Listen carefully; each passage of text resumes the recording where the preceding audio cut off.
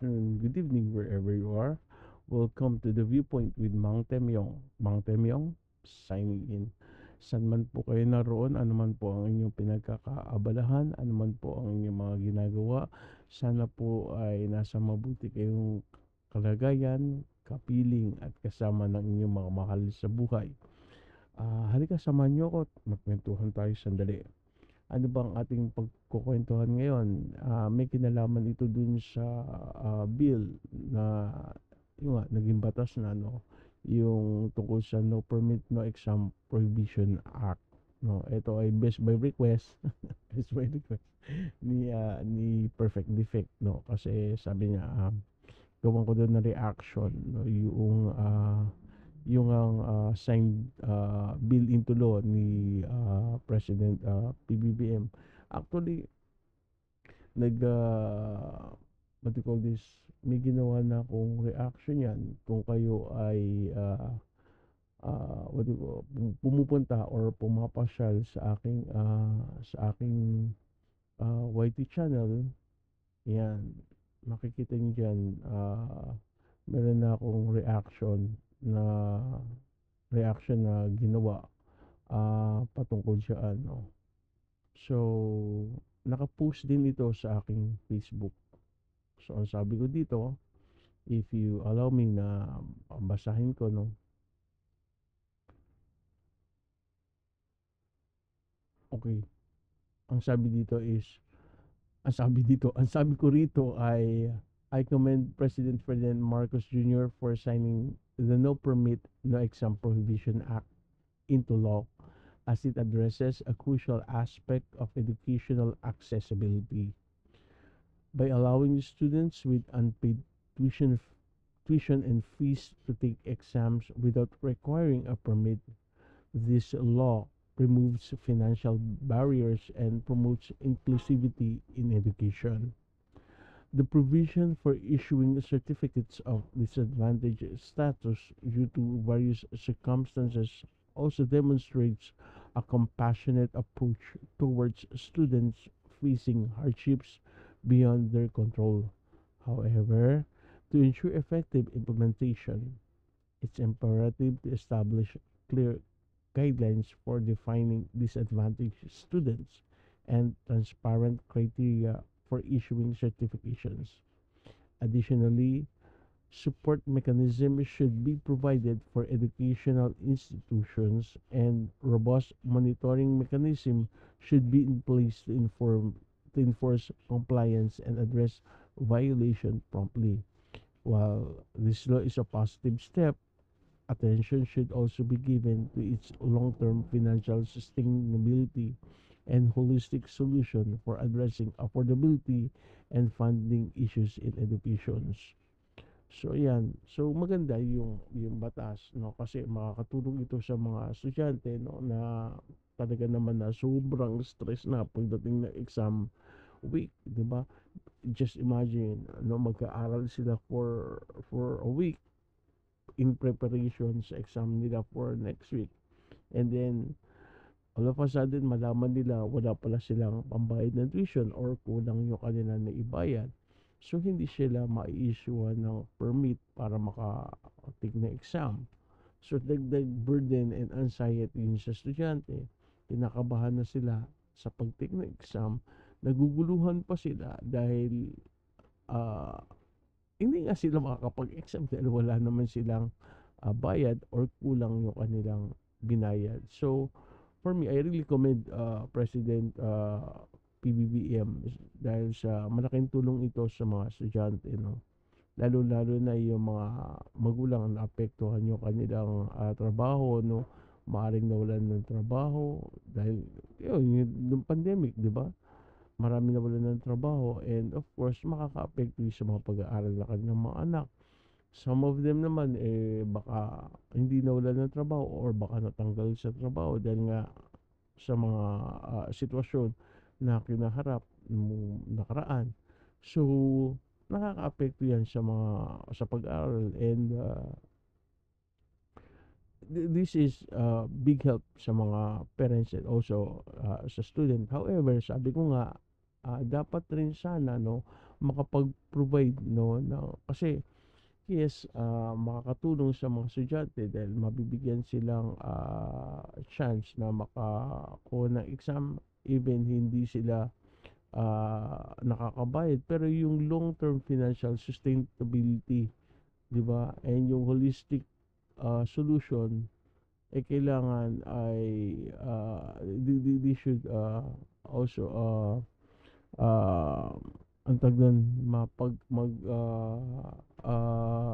tuunan ng pansin, no, no, kaya nga sabi ko dun sa ending ko is, while this law is a positive step, totoo naman makakatulong, but yung attention should also be given to its long-term financial sustainability and holistic solution for addressing affordability and fund issues in education. Kasi sabi ko rin nga, 'di ba, dapat din itong law na to will support mechanism should be provided for educational institution. Kailangan meron ding what is it, mechanism, rules or protection din na ipoprovide din sa mga educational institution, kasi magsasuffer din yung mga eskwelahan if lalo na yung mga maliliit na eskwelahan if maraming estudyante ang hindi nakabayad ng tuition and then be allowed to take the exam, kasi sila kasi ang ano yan, sila ang what do you call this, sasalo, no, well, i-discuss natin yan further mamaya para mas malinaw, pero bago yun gusto ko lang i-acknowledge yung nag-comment dito uh, what do you call this, community, YT community, no, dito sa aking ba't ba ako na may mental block din sa aking comments, no, commentary reaction din sa article, no, kay 21 Tinab, sabi niya PBBM, hinart lang niya, and then dito ko nagpapasalamat, no, sa sobra-sobra kay Judeline Aquino 719. Sabi niya dito, hindi po ako English speaker, pero pag babasa po ako ng post nyo, napapagamit ako ng Google Translator.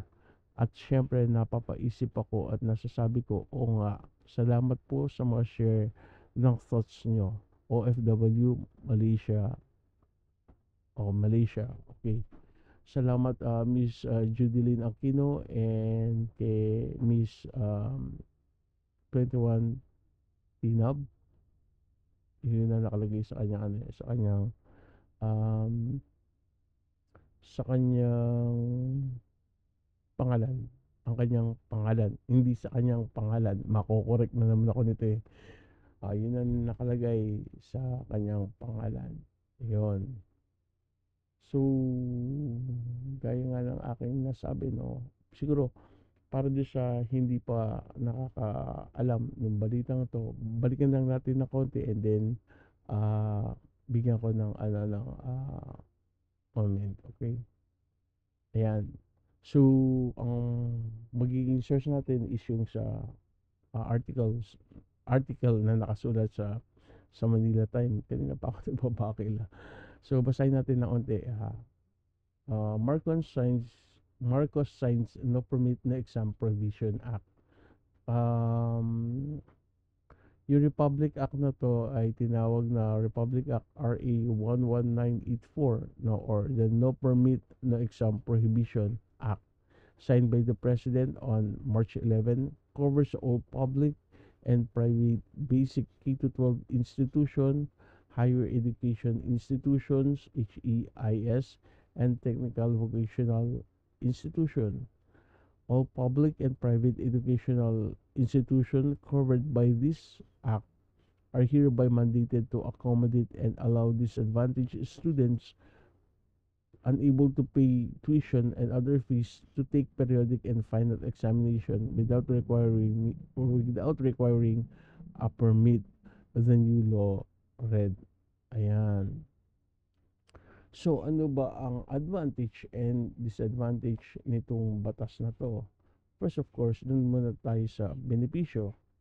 First, sa paglagda ng Pangulong Marcos na nagsabatas nga ito, no, ah, yung enhanced access to education, no, yan yung primary benefit of this law is that it expands access to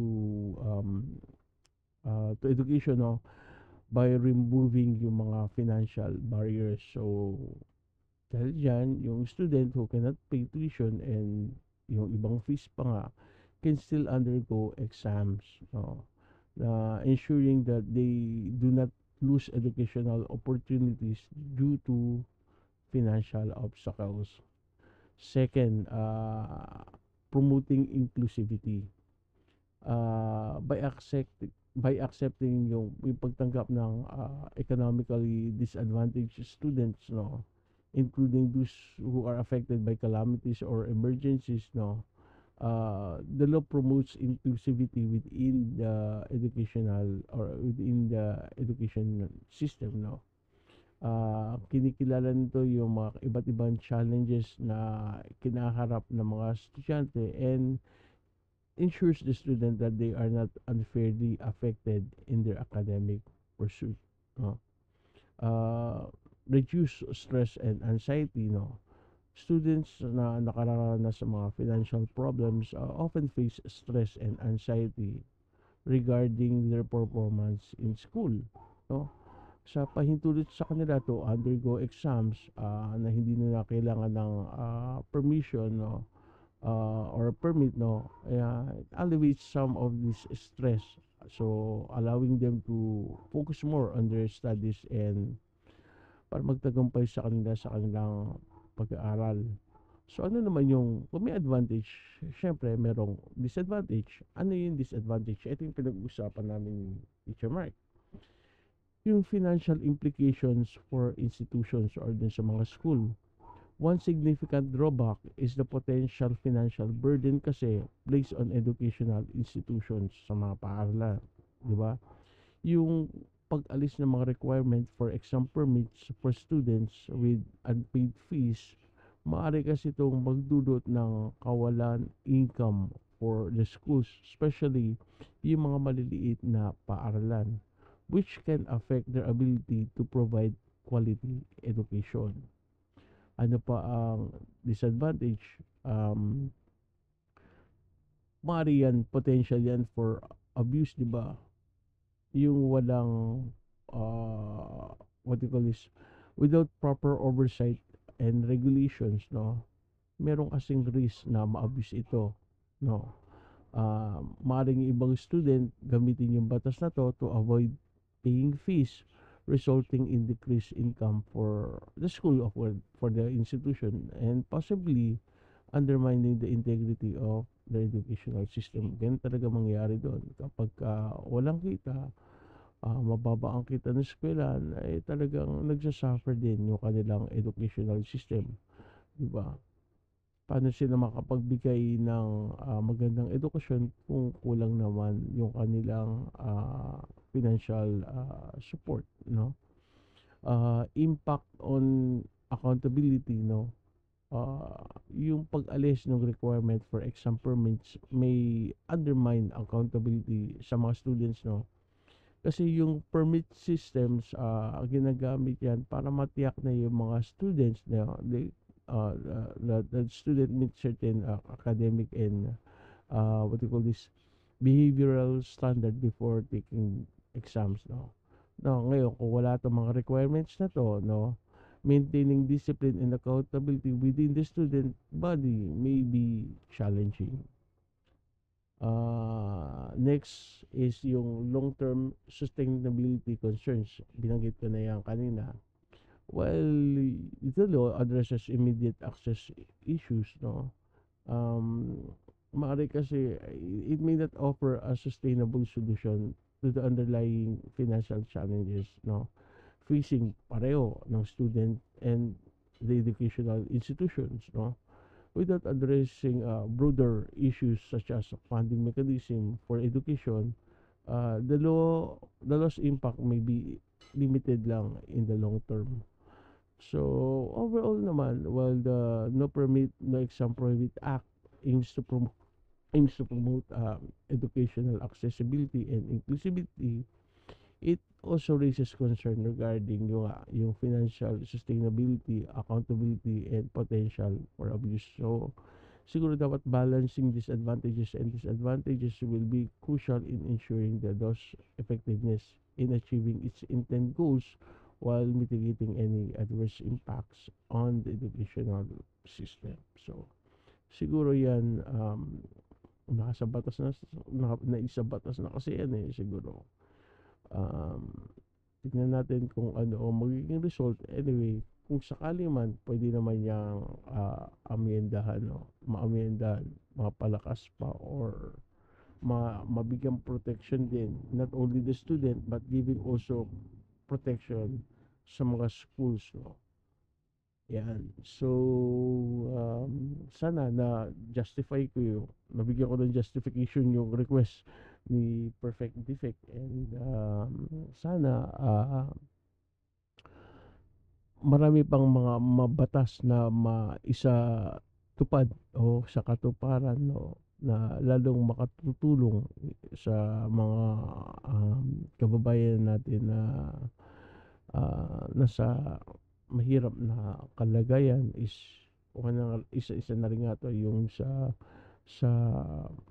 education, no, yung no permit, no exam, no, malaking tulong to para sa mga magulang at sa mga estudyante, and yun, I commend PBBM for that, and sana sa pag-implementa nito, no, sana ma sa pag-obserba ng ma-implementa nito, sana maprotektahan din yung mga institusyon na para both magbe-benefit yung mga student and the institution, no, at para maging mabigyan ng mas magandang kinabukasan at edukasyon ang ating mga kabataan. Ayan. So, before we end, thank you, Mr. Perfect Defect. And I hope talaga nabigyan ko ng justification yung request mo. Again, before we say bye for now, I'd like to invite you to please join us, the Discourse Digest with Mang Temyong and I am Sean Wayne. That's every Sunday, 9 p.m. And please, paki-subscribe na rin, and watch yung LS namin ng aking si Dr. Ira, no, sa Morning and Late Nights with Vince and Ira, every Tuesday and Thursday 8 a.m. Kaya lang itong week na to paso muna kasi examination week, so I have to focus sa aking exams, no. So by next week, yan, balik ulit tayo sa ating pag ALS ng Mornings and Late Nights with Vincent Ira. Yung late nights po ay hanapan po namin yan ng paraan, no? And again, I just like to ask a simple prayer para sa inyo, because Dr. Ira is sick right now and nasa hospital siya. Actually, nung isang araw pa, but just yun lang, I just pray for her speedy recovery. Kaya ganito rin ganito rin siguro yung boses ko dahil ilang gabi rin ako hindi nakaka-sleep well. Again, thank you very much. Don't forget to subscribe, like, share, and hit the notification bell para ma-notify kayo every time na may LS po ako. Again, thank you very much. May God bless each one of us, no, and may you have a fruitful and wonderful day ahead. God bless us all. This is Manteng. This is Mantemyong. Bye.